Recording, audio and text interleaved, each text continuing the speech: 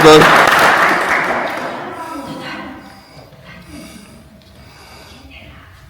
Litera n-a fost unite. Uite, s-a pierdut un dinte.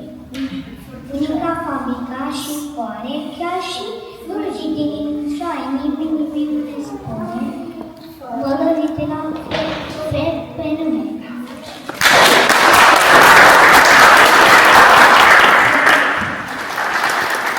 Dar, doctor Cristian,